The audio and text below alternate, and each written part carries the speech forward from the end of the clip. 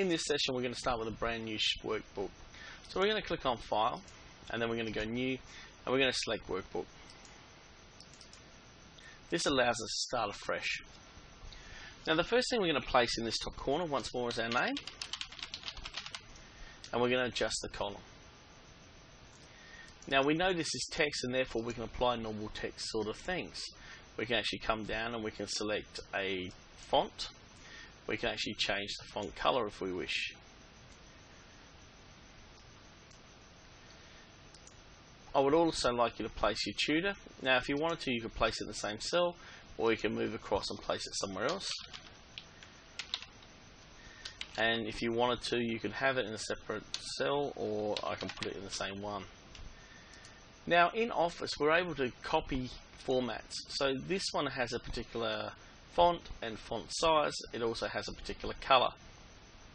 By selecting the brush tool, I can actually select the other cell and it automatically applies that. So the brush tool is a very useful tool to actually copy format patterns for us. So let's get underway. Now what we're going to do is we're going to create a spreadsheet, and we're going to probably have a look at, say, the sales of toothbrushes. So what we actually need is some salespeople. Now the salespeople have been placed in B. Now you notice that Leon Marsden now not only is held in A, but goes wider than what the column is. That's okay at the moment, but I really need the salespeople to be a little bit wider. So I've made that wider. That way if I put a border around the cell, it's going to look a lot neater. So we need some salespeople. So what we might actually have is we'll put a break in there and we'll put some people. I might actually place myself. And I could have, if I wanted to, first name, and in the second column, last name.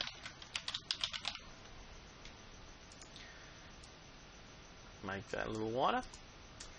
So Leon, last name Marsden.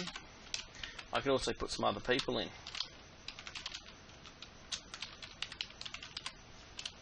Bart Simpson.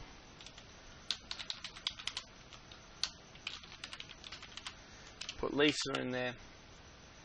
I can also place anyone else you think of. So we could actually have a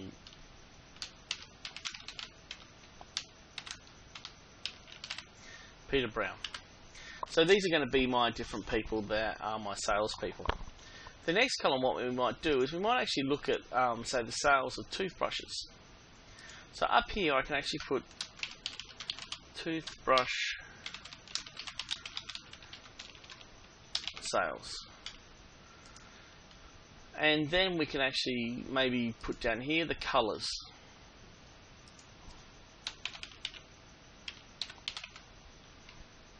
And we could actually have blue, red, yellow, and say green. Now at the moment it doesn't look all that attractive, so we can actually apply some different skills. One of the ones we want to have a look at is what's called a cell merge. Because toothbrush is a title and it's actually contained in D3, I would like it to sit in the middle of blue, red, yellow, green. Or if I wanted to, I could actually make it sit in the middle of 3 from B3 all the way to G3. And we can do that by putting that in the first cell and then clicking on the button that actually says merge cell.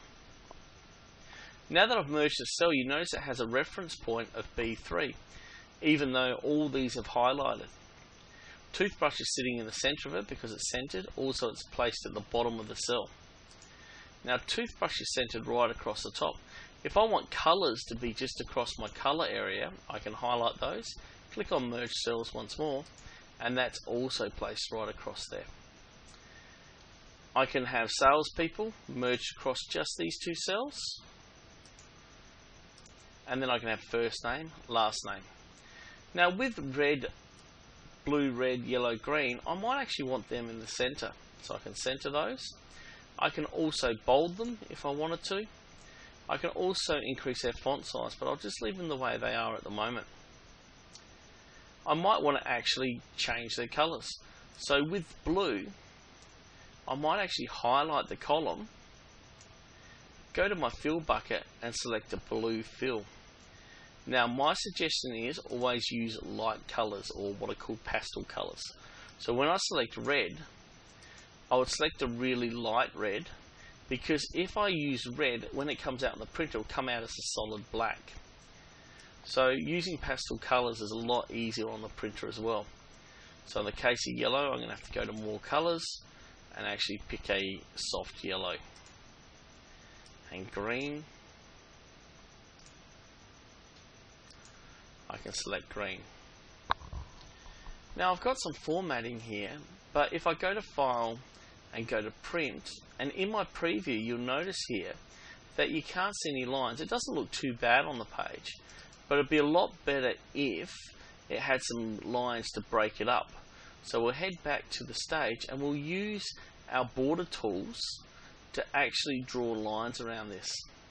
Now to do this, there's several different ways. First of all, I'm going to highlight the whole area. In doing so, I can actually come into my border selection tools and I can say all borders, or I can actually go through and individually pick what I want. So in this case here, I could actually set the outside borders. And now you can see there's a border on the outside.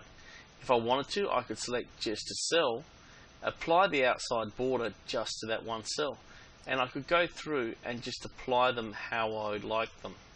So in blue, same thing again. But if I wanted internal sort of lines, so I want all these broken up, I could actually highlight the area that I want, select the tool and go all borders of the selected area, and you notice that they're selected like that. Also, if I expand this sort of palette and go to borders, well, we won't use that one at the moment, but we can actually change, I'll show you anyway while we're here. If we go to borders, we can actually change this line style. So if I wanted a double line on the outside, I could actually select that, or dashes, etc. But we're not going to use that one right now. But underneath our tool, we're actually going to get, we can change the line color. So there's a few other things, but I'm going to go draw border grid. So, or in this case, draw border. Now you notice that I've actually selected a pencil tool, and as I click around the stage, it'll actually draw in the lines that I want. Now you notice that I haven't selected the downstroke, so that it actually looks like the salespeople is one big cell or a merged cell, but they're actually two separate things.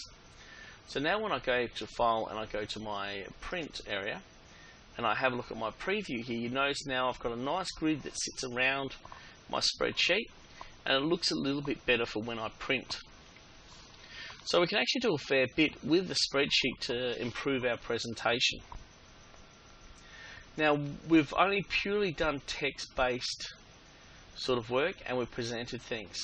We can actually copy this if we wanted to and paste it into Word. So we can actually turn the drawing tools off. I could actually just select these like this, and even if I wanted to go a little larger or just select what is there, I could copy this, and if I head into Word,